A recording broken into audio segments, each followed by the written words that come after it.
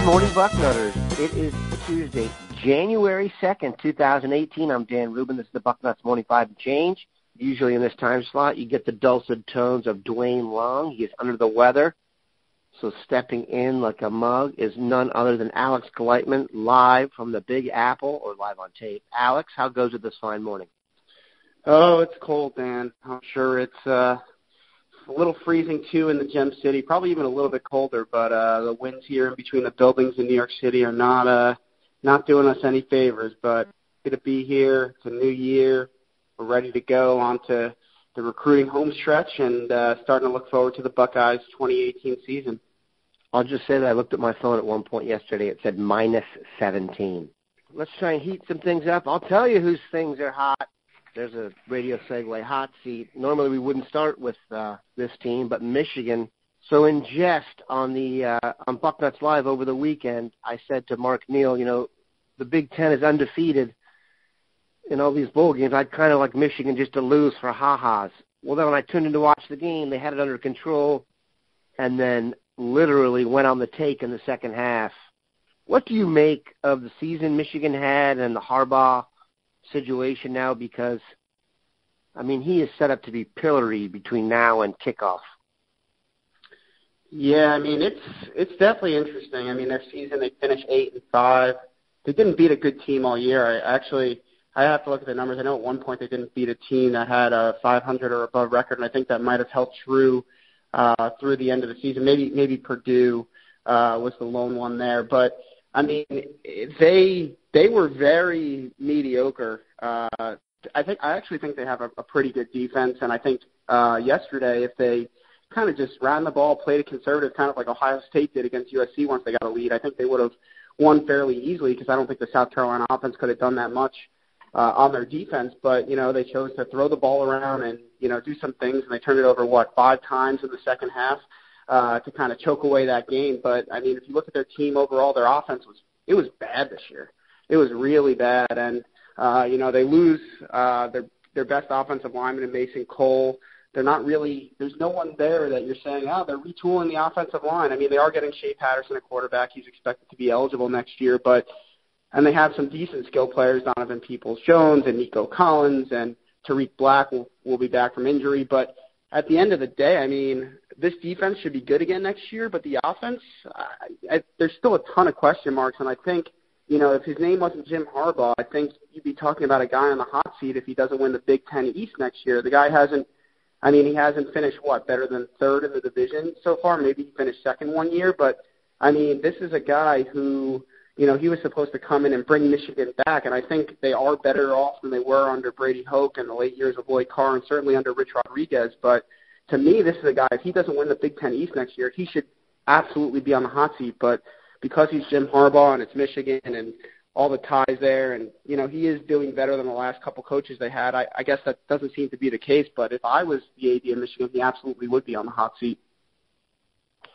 I'm surprised, I'll be honest. I really thought that when he got hired they would be maybe not next to Ohio State, but certainly the team you think about most, and that really is not the case. I cannot tell you, I'll be honest, this season I did not spend 1 second worrying about Michigan, and that is rare. There was not one time I thought, that's a bad scene, or, they're getting this recruit. I don't even think they're recruiting as well, so I would be really concerned.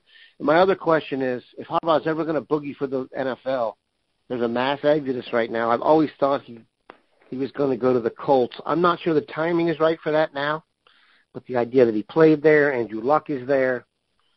I believe his wife is from Indianapolis or Kansas maybe, something in the Midwest. So we shall see. Very interesting stuff, and never hurts to see Michigan struggle a bit. Big ups to the Big Ten, though.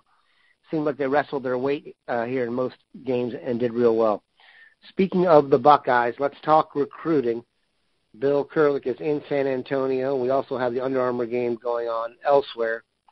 But it does seem like the defensive end dance has taken on some clarity here.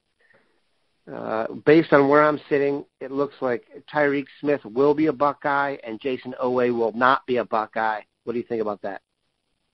Yeah, I think that's a pretty fair assessment. If I said it my VIP article yesterday, but I think if Tyreek Smith chose anywhere other than Ohio State on Thursday night at the Under Armour All-American game, it would not only be the biggest upset of this recruiting season at this point, but it would be the biggest upset of, I would say, my career in covering recruiting, which is over 10 years now at this point. So I feel pretty confident that Tyreek Smith is going to be a Buckeye.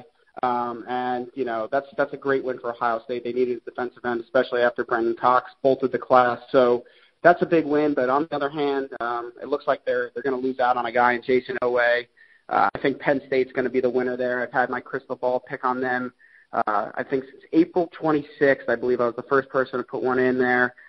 They've been on him a little bit longer. He's really comfortable with them. He's really comfortable with their recruits. It's half the distance from home that Columbus is. I know he really loves the Ohio State staff, especially Larry Johnson, and believes they can make him a tremendous player. But I think just all in all those factors I mentioned, his head coach in high school played college football with James Franklin.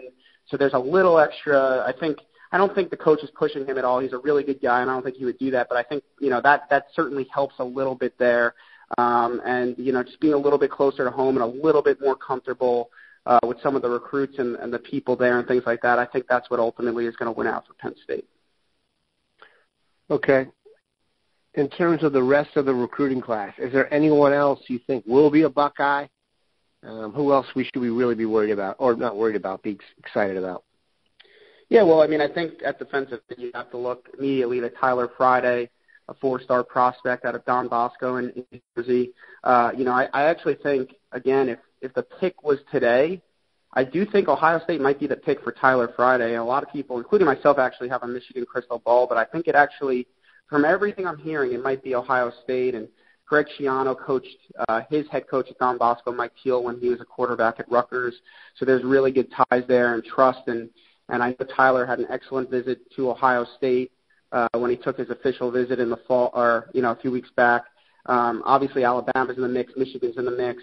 But the team that could be interesting there is Penn State if they get an official in January. But I would look at Tyler Friday. I think he could be the second defensive lineman or defensive end in this class, in addition to Tyreek Smith, if they're able to tie him down in January. And then, you know, you got another guy in Casey Rogers, who's a former lacrosse player.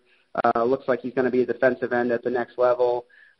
You know, you sell the Sam Hubbard story in there. And this is a kid who I think he would walk to Columbus from Syracuse if he got an offer to be a Buckeye. He grew up in Columbus. His father's a lacrosse coach and coach in the area. So that's definitely one to keep an eye on. And then, you know, I think the other position you really have to look at is the offensive line. Rasheed Walker, Nicholas Petit-Frere, those are the top two targets. They're going to get Rasheed Walker on campus for an official visit in January. He already took visits to Penn State and Virginia Tech, his other two finalists. If I was a betting man, the best odds are on Rasheed Walker becoming a Buckeye out of those two. You know, but I think Penn State's going to be really tough to beat there. I think they definitely have the edge going into January, but never bet against Urban Meyer getting the official visit, especially getting some momentum going into signing day. And kind of my hunch, my gut feel is that they can definitely land Rasheed Walker. Yeah, the most recent interview with Walker from the All-Star game definitely sounds like there's a chance. And just to double back, this is the reason Michigan's in trouble. We're talking about Penn State and Ohio State here at the end, and Michigan is just an afterthought. So let me bring that back because everyone loves Michigan. Let's talk about yesterday, the two really interesting games. What was your vibe on the two games, and make your pick to finish off your Alabama versus Georgia? Well, I guess start with the Rose Bowl. I don't think you could have asked for a more entertaining ball game between Oklahoma and Georgia than the one we saw. 54-48 was the final score in two overtimes. I mean, this was a game that, you know, if you were an Ohio State fan and you're watching the first half and watching Oklahoma, I mean, it was nightmares all over again, watching, you know, play actions and the pass over the top to the fullback and using Mark Andrews across the middle, things like that.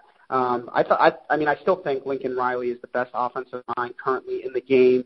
I think he's an offensive genius, but I think he kind of overthought things a little bit when it came down to the stretch in the second half. And, you know, Oklahoma choked that one away. I mean, some of the play calls in overtime, you know, why are you doing a trick play with Kyler Murray on first down, a speed option play with your backup quarterback receiving the pitch. That makes no sense to me. Do what got you there. I mean, Rodney Anderson ran all over Georgia. Baker Mayfield in the play-action game, hitting the tight ends and hitting Lamb with some screens and things like that. That's what got you there. And so I would have put the ball more in Baker Mayfield's hands or even in Rodney Anderson's hands, and they kind of tried to get a little bit too cute in overtime. And, you got to give credit to Georgia. They made tremendous halftime adjustments, and, ultimately they just won the battle in the trenches, and they wanted it more at the end. And when it became a 25-yard game in overtime, I mean, it's hard to bet against Nick Chubb and Sony Michel. I mean, those two are tremendous backs. Georgia has a pretty solid offensive line, and they just got the job done. So definitely an exciting game. And then kind of a snoozer, similar to Ohio State USC, I guess, in the nightcap. Alabama beat Clemson 24-6. I think you have to look at that game and say you can't fault the committee for putting Alabama in. I mean, that defense absolutely dominated what has been a pretty explosive offense at Clemson all year long. They made Kelly Bryant, look like a JV quarterback. It was a dominating performance by Alabama. I'm still not sold that they're a great team. At least, certainly on offense, they're not a great team, and I'll say that even after last night's game. But, I mean, their defense, without a doubt, is championship caliber. And I think, you look at Ohio State, even their performance against USC, defensively dominant, offensively kind of the same stuff we've been seeing all year. I hate to say it, Ohio State fans, but I think the committee made the right decision putting Alabama in over Ohio State. I think wire to wire, they've been the more consistent team. And I'm not saying you don't put Ohio – I think Ohio State is capable of beating any of the four teams that made the playoffs. When Ohio State did their A game, they might be the best team in the country. But how many times has Ohio State been on their A game for 4 quarters of a game? And I think that's what the Iowa game kind of sealed that in the committee's mind, and I think that's what ultimately kept them out. And I think you look at Alabama, they don't really – they've had some moments where they just don't look great, but their defense all year has broadened. I think the committee kind of knew that would give them a chance to win the national title, and it certainly has. And it's going to be a juggernaut type of game. I think it's going to be a little bit higher scoring than most people are probably going to predict, but I think the Georgia Bulldogs are going to come out on top. I think that rushing attack is really good. Jake Fromm is incredibly poised for a freshman, and he doesn't really turn the ball over. And if he can play a clean game, and Georgia can find ways to run the ball, I think they're gonna end up winning that game. Just because I don't think the Alabama offense is that impressive, and I think the Georgia defense is really going to be able to limit them. It makes a lot of sense to me. I always take and I picked Georgia and I picked Alabama. Largely because, to me, when you have that much time off and you have good coaches, I just picked the better team.